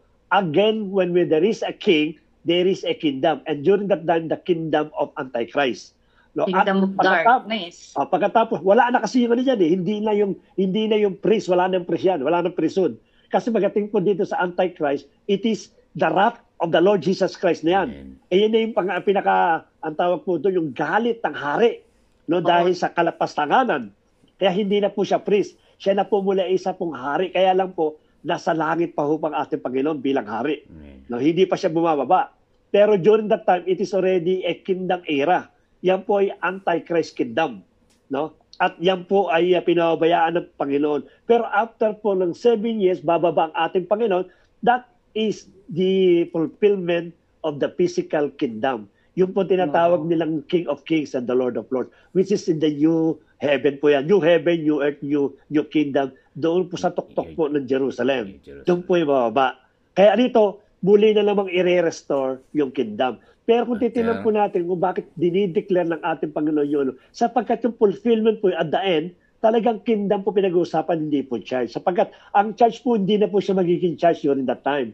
He will be the wife of the Messiah, the wife of the King. Bride na tayo. Ang pinakana. Kaya walang ng church during that time. We are bride, ang tawag sa atin dyan. At yung bride po, kasamang maghahari ng ating Panginoon during the millennial reign. So, from the meantime, na-postpone po yung kingdom sa panahon po natin. Until this very moment, it is a church issue sapagkat ang ating Panginoon nasa kanang kamay ng Diyos bilang isa pong priest. No? Pero matatapos po yung era na yan, muli pong i-restore yung kingdom sapagkat yun po yung pinipreach po ng ating Panginoon sa book of Matthew, which is the kingdom of God. It will happen very, very soon sa panahon po ng ating Panginoon. So yun po yun, kung bakit tayo magkaintindi na, bakit may church, may kingdom, ano ba talaga? Sa panahon natin, church sa pinag-uusapan po natin. Sa panahon ng ating Panginoon, is talking about the kingdom of God. At pagkatapos po ng church, magkaroon po ng rapture, babalik ulit yung pang topic po ng kingdom. Yun po, at doon po mauwi yan sa kingdom ng ating pong Panginoon. I hope maliwanag po yung binanggit ko. Okay. Thank you, Daddy. Parang nakarating na tayo ng revelation na somehow, Pasingit lang yan. Pasinag pa lang ba? Pasingit lang. Okay. Preview lang po pala, preview. Okay. So, parang nakaka-excite, na makaabot tayo ng revelation sa mga pinapakita ni Pastor Bernard na mga symbols, mga pictures. Malinaw po doon na talagang ang ano natin is papunta tayo sa kingdom. Okay? So, still, bagamat tayo ay we are called church, we are still under the dominion of ng kingdom ng Panginoon. Kaya nga po tayo, pagka nananalangin, huwag po natin kalimutan na hingin natin yung kingdom ng Lord na bumaba sa buhay natin. Okay? So, meron pa po ba? Ang sabi pa dito ni Kuya Ricky, the kingdom of God is characterized by righteousness, joy, holiness, and peace. Yan, Napakatatalino ng mga ano na to, Yes. mga scholar ah. Yeah. May naalala. Sige po, may tanong po ba kayo? Okay. Kung maalala niyo po yung tinuro ko na isang Friday patungkol bakit si Matthew ang nagsulat ng Book of Matthew kung saan pinapakita yung kingship ng ating Panginoon. So sabi nga po yung nagsusulat depende sa character niya para i-portray niya kung sino ang ating Panginoon. At during that time, bakit si Matthew? Si Matthew ay tax collector. Ang mga tax collector magaling sa listahan ng mga lipi kasi kailangan marami silang listahan kung sinong kukolektahan nila. So from there, nakita po natin na nailista niya ng maayos kung sang lipi nang galing ang ating Panginoon para malaman ng mga Israelita na ito yung pinangakong Mesaya. Although, syempre nga po, no, matigas ang ulo, ayaw paniwalaan. Pero naipakita ni Matthew kung saang lipi nang galing si Jesus Christ. At sabi ni Pastor Bernard, yun daw pong Matthew is a fulfillment nung covenant at saka yung prophecy. Tama po. Kasi sa unang bungad, di po ba, the genealogy of Jesus, son of Abraham, son of David. So may covenant, katulad po nung nabanggit ko nung lagi ko po binabanggit, yung covenant niya kay Abraham, itinuloy po hanggang sa panahon ni Jesus Christ. Hanggang sa panahon po natin. Kaya po ako excited palagi kapag napag-uusapan yung mga covenant kasi ang Diyos natin is covenant-keeping God. Pinangako niya sa Old Testament hanggang sa New Testament ay mapangyayari po yun kasi covenant-keeping God siya. So, be excited, no? Be expectant sa gagawin po ng Panginoon sa bawat buhay natin. Katulad ng ginawa niya sa ating ninunong si Abraham. Anything else? Ma-share ko lang po. Good evening. Sige, Kuya Reagan. Maalala ko po doon sa dati, yung tama yung sabi ni Pastor, yung dalawang kingdom, yung kingdom of God or kingdom of heaven. Tapos yung isa sabi niya kanina, yung kingdom ng Antichrist. Antichrist. Malala ko yung, di ba, nung tawag nito, nung tinempt si Jesus ni Satan, sabi niya, dinala sa bundok na mataas. Tapos pinakita niya yung kaharian, sabi niya, kingdom na ibibigay sa kanya kung sabi niya, lumuhod or sambahin siya. Sambahin. Sambahin. Tapos pag nagtuturo naman si Jesus Christ sabi niya doon, repent, sabi niya din sa mga turo niya rin na for the kingdom of heaven is near. Yes, is near po, sabi niya. So, yun po. Amen. Ayan, tignan mo, Kuya Regan. Salamat po sa input. Salamat po. Oo, si Kuya Regan Daddy nare-refresh na ng kanyang mga napag-aralan. Kaya talaga kahit minsan na lilihis kay babalik. Thank you po, Kuya Regan, sa mga inputs. Sige, kung sino pa po. Si Kuya Saysay, tahimik. Maraming baon to tahimik. Sige. May tanong pa po ba? May tanong po? Amen po. Sige po, Kuya Say. Kaya po kasi itinuturo din ng Panginoon ng kingdom. Kasi nga po, anak po siya ng Son of God. Okay. So, kaya po, hindi niya na po kailangan ituro pa yung church kasi ang itinuturo niya na po ay ang kaharian ng kanyang ama. So, ang po doon, kaya po kaya po lagi niya sinasabi ang kaharian mo ang siyang mangibabaw dahil yun nga po yung huling pupuntahan natin. Kasi kung church po ang ituturo niya, mawawalan po ng saysay yung mga fulfillment ni Lord. Kasi nga, sabi niya, ibababa ko yung aking anak upang ituro ang kaharian ko. Upang may dala kayong muli sa kaharian ko. Amen po. Amen. Tama. Okay. So, kung maaalala po natin yung conversation ni Pilato at saka ni Jesus, di ba? totoo nga bang hari ka? Di ba? Sabi niya, ikaw ang nagsabi niyan. Di po ba? Maganda po yung kung titingnan natin na siya mismo, kinonfirm niya na siya ay belong to kingdom. Hindi po church na ang ginamit. Anyway, mapag-aaralan pa po natin yan sa mga darating araw. Meron pa pong tanong? Meron pa akong tanong, Pas. Yay! Go! Ngayon, dahil napag-usapan na natin tong kingdom, napaka-relevant itong kingdom, as a believer and as a Christian, paano po namin ma-access tong kingdom na to? Ba? Maganda tanong yan, ha? Okay. Sino pong gustong sumagot? Welcome po. Amen po. Pwede ko po sagutin. Sige pa, sige. Totohanan Sabi nga po ng Panginoon, I am the way, the truth, and the life. Walang makakarating sa Ama sa pamamagitan. So ang susi po papunta sa harian ng langit ay ang Panginoong Jesucristo. Siya po ay isang bugtong na anak tumubos sa mga kasalanan natin. Sabi niya nga po is sa Acts 4:12, tanging pangalan lamang ng Panginoong Jesucristo ang banggit sa silog ng langit. Kaya makikita lamang po at makakamtan lang po natin ang kingdom na to sa magitan po ng Panginoon. Amen po. Yan, sige. Parang ang tanong yata ni bagamat ay somehow yung bilanggit niya at ni Kuya Saysay ay related sa tanong. Pero parang ang dating yata, I don't know kung tama ako. Paano natin ma-access? Paano mo itatap? Paano mo ma-maximize yung kingdom of God sa buhay mo? Parang ganun pa ba, Ate Rona? Yes po, exactly. Kung ano yung mga virtues, ano yung mga Yan. panuntunan na dapat nating how can I say Gawin. this? What are the yung mga outlines, yung mga characteristic, yung mga character na dapat magkaroon ako as a Christian for me to be able to access the kingdom of God. Oh my God. Ayun. Maliban sa sagot po ni Saysay, sino pa po ang magdadagdag?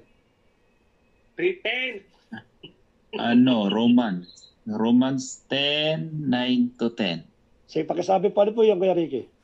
If you confess with your mouth that Jesus is Lord and believe in your heart that God raised Him from the dead, you will be saved. Save naman yan. Sige, okay. Salamat, Kuya Ricky. Additional input po yun. Ano pa po?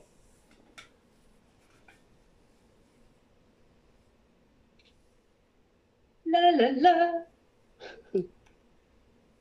And Milping, anyone? Sige po, open ang Lawak kasi ng kingdom na to ko eh. Okay. Sino pong naniniwala sa atin na Universal kingdom pa to.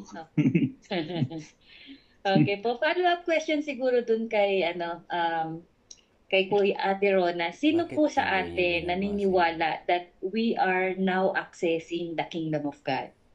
Presently. Ito po ba naniniwala kayo na right now as a Christian na-access na natin yung kingdom of God? O hihintayin pa natin yung rapture natin bago natin ma-access yung kingdom of God? Hindi mo hintay yung rapture hanggat hindi ka papasakop kayo. I believe na access na natin, Pas. Oh, praise God. Okay, signo pa po? Ngayon, Siguro, Ate Rona. Sige. Siguro. Bakit hindi niyo basahin yung PM? Sige As po, a Kuya. Christian, kailangan talaga yung application lang talaga eh. Application po ng? Bilang Kristiyano, kung ano yung dapat gawin ng isang Kristiyano para ma-access natin yung ma-access natin yung kingdom ng God. Otherwise, kung nakikinig lang tayo, walang application, useless. Okay.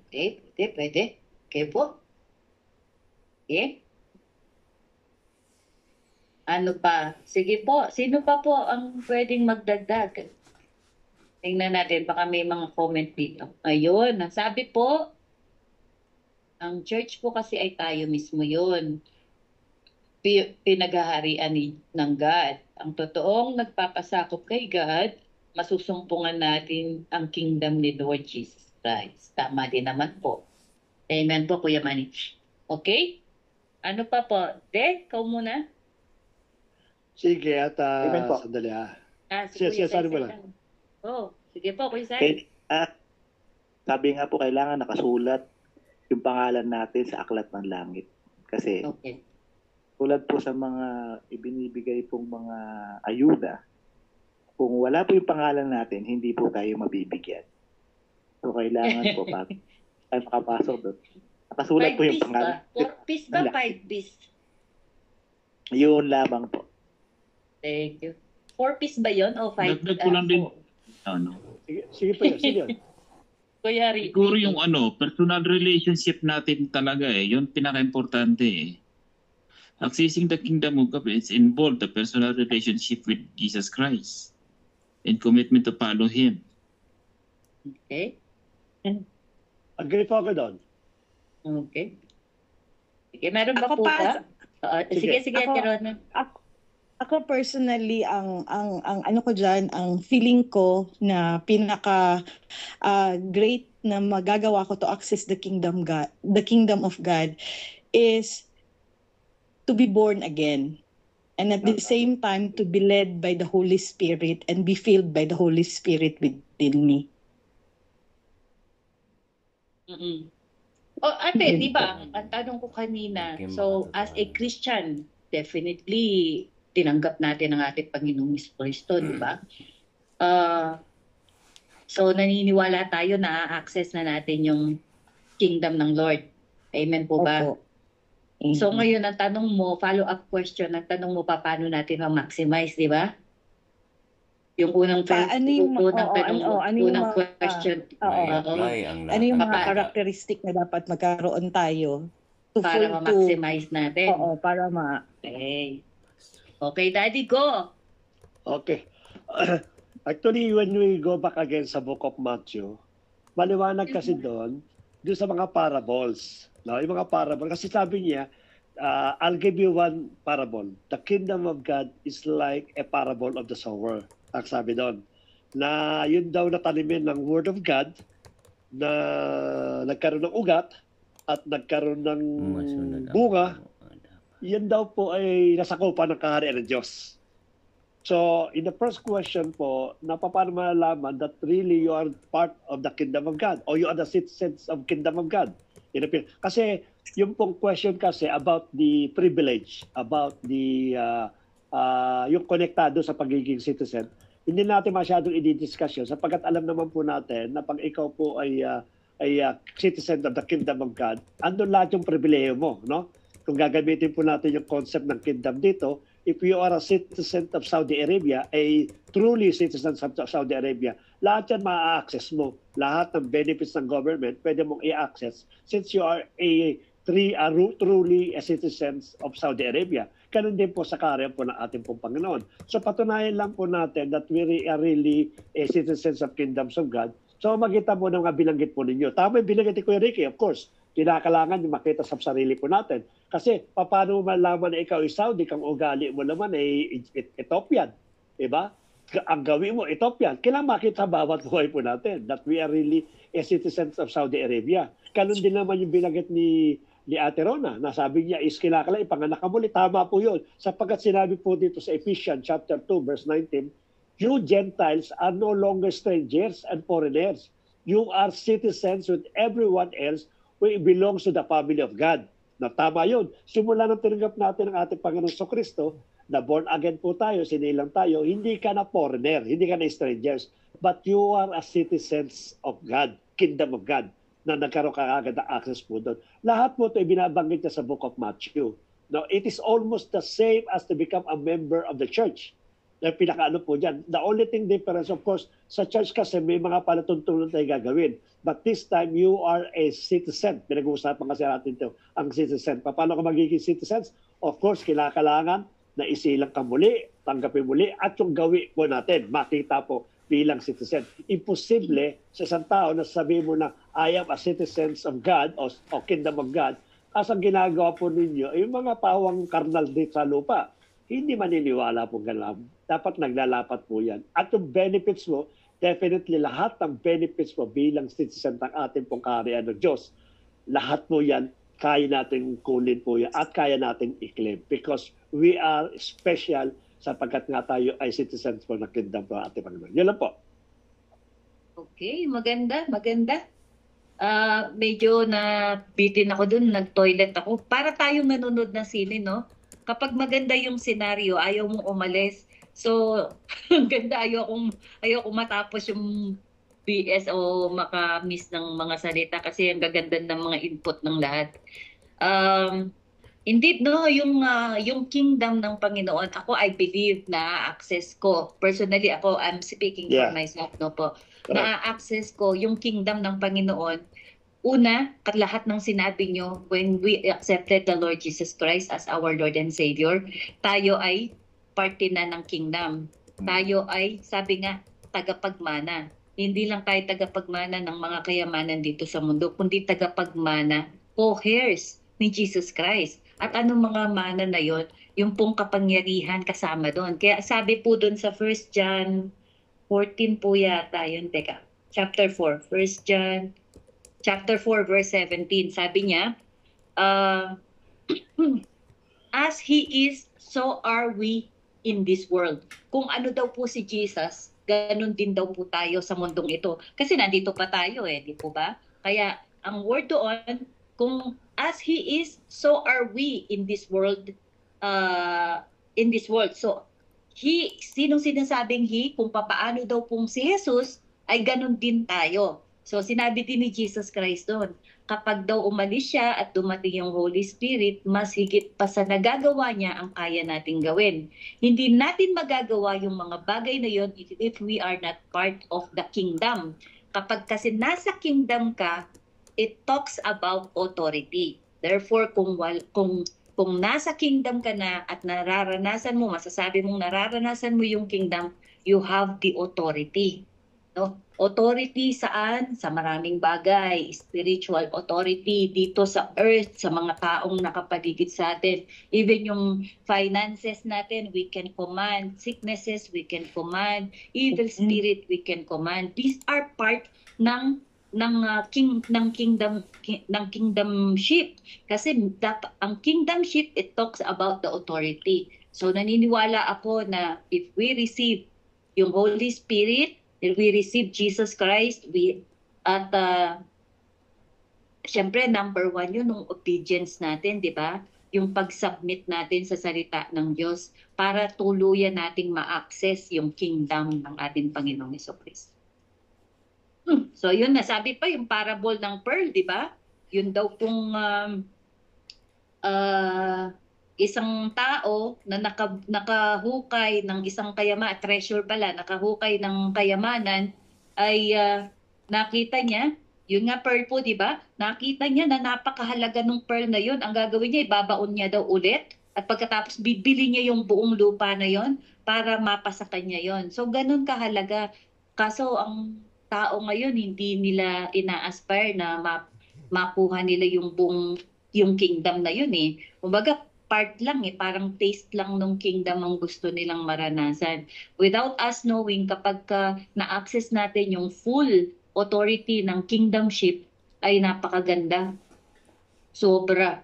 Mararanasan natin sa buhay natin yung, alam mo yung, sabi nga, as He is, so are we in this world. Nasa world pa tayo, pero kung ano si Jesus during that time, ganun din tayo. Kung worry-free si Jesus, dapat ganun din tayo. Kung fearless si Jesus, even sa mga evil spirit, dapat ganun din tayo. Hindi siya nagkakasakit, ganun din tayo. Marami pa po tayong matututunan sa mga darating na mga pag-aaral natin. So, nakaka-excite lang. Sige po, meron pa po ba na magdadagdag? Overtime na. Ay, overtime na! Ano po, paalam na. Bye-bye! may dadagdag lang po. Makita kasi yung susundan ko lang yung kay Kuya Ricky, no? Yung, kasi po, of course, sinabi din ni Ate Rona yun. Alam niyo po, pagka po ang isang government o isang bansa is democratic, federal, or imperialism, pagka nagkakaroon po ng citizenship dyan, pwede maging dual citizenship. No? Sa iba po, nagiging dual yan. Pilipino ka, at iba po ay Canadian, iba naman po ay Australian. Kung ano po man lahi, pwede po yun, ina-allowed. Pero pagka ang isang bansa po is pinamumuhaan ng isang hari, king po, at kingdom po yan, hindi po pwedeng dual citizenship.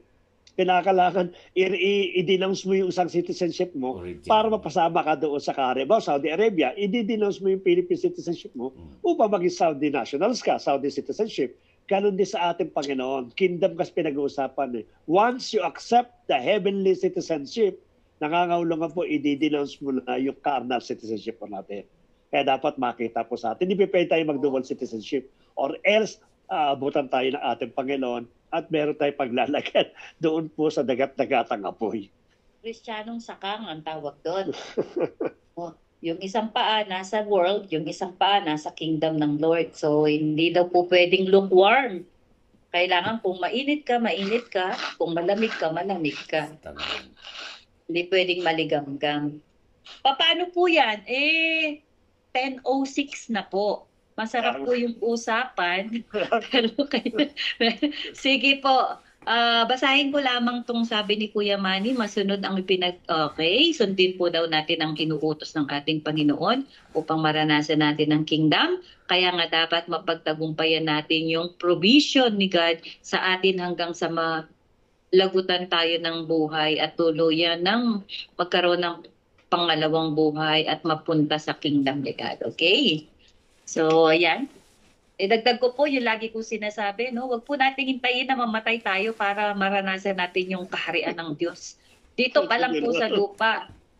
Dito pa lang po sa lupa, enjoyin natin kasi available na po dito yan. At let us stand in authority na tayo ay nakaupo sa trono. Kasi sinabi din, hanapin ko po yung ang sabi doon, tayo din daw po ay nakaupo na dun sa trono ng Panginoon. We are also seated doon. Kaya dito, kahit nasa lupa tayo, pero kung naiintindihan natin na yung status natin ay nandoon na, yung sa spiritual realm, yung ating status ay nandoon na sa kaharian ng Diyos sa langit. Hanapin natin. Pero late na po Susunod ko na lang. Hanapin po natin. Sa live po ba may tanong? Hindi ko na-check Na-excite ako. Sorry naman dyan. Sige po, sa susunod ko na lang po yun.